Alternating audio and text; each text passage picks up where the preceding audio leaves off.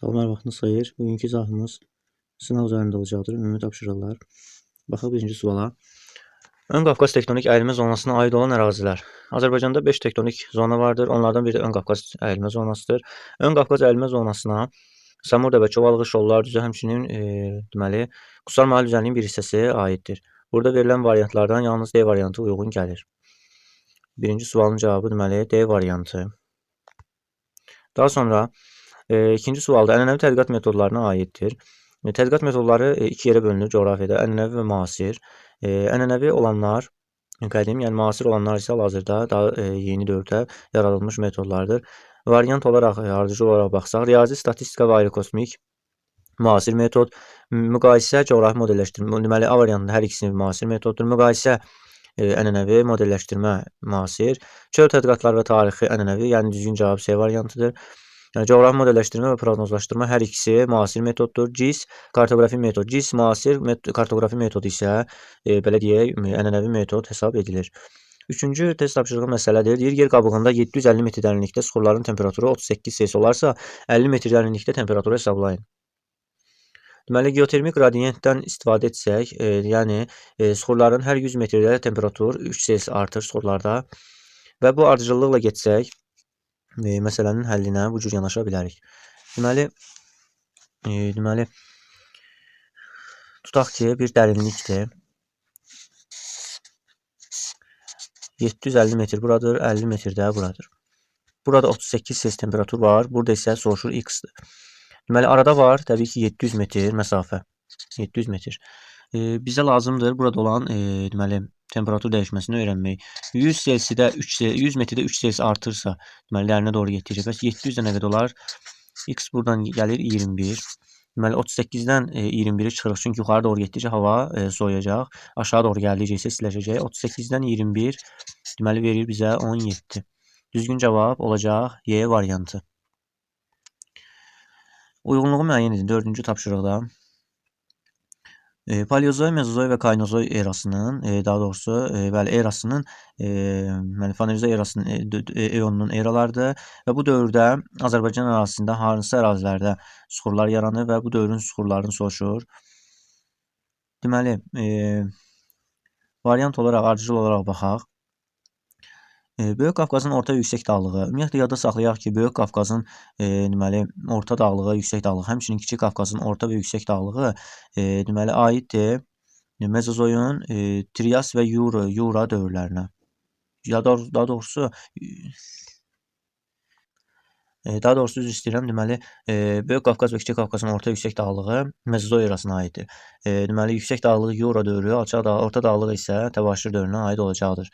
Deməli, burada A və D variantları uyğun olacaq 1-ə, daha doğrusu 2-yə, Mezozoya. Kür-Aroz ovalığı, Zəngəzur dağları. Kür-Aroz ovalığında 4-cü dövrün suxurlarıdır. Zəngəzur dağlarında isə paleogen mənşəli suxurlardır. Deməli, B aid olacaq Kaynozoya 3-ə. Əsrikçay hövzəsi Azərbaycanda ən qədim suxurların olduğu ərazidir, Paleozoya.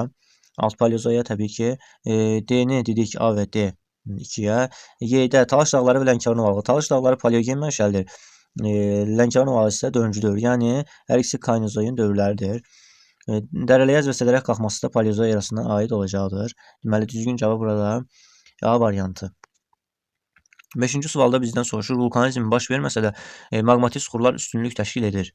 Təbii ki, bu Azərbaycanda Talış dağlarında rast gəlinir maqmatik suxurlara. Vulkanizm prosesi olmasa da burada vulkanik suxurlar, daha doğrusu maqmatik suxurlar, yəni vulkanik suxurlara rast gəlinir. Uyğunluğu müəyyən edin. Deməli, dağ əmələ gəlmə mərhələləri və dövrlər. Baxaq. Deməli, daş kömür və Perm dövrləri aid olacaq Herstin qırışıqlığına. Deməli, Kaledon qırışıqlığı Silur və Devon C və Y və Mezozoyun Kimmer qırışıqlığına isə təbii ki, deməli, B Təbaşir və D Yura dövrləri uyğun gələcəkdir. Düzgün cavab B variantı. 7-ci sualda bizdən soruşur nəyi? Alp-Malay qurşağına aid olan Qafqaz dağları ildə 5 mm qalxır.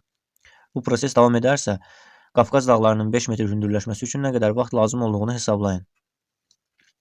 Deməli, ilk növbədə baxmalıyıq nəyə? Məsələ halını göstərim bunu. Deməli, əgər deməli bir ildə 5 millimetr artım varsa, bir ildə bizə lazımdır deməli 5 metr qalxması üçün neçə il? X il 5 metr. Biz də bilirik ki, 1 metrin içində 1000 millimetr var.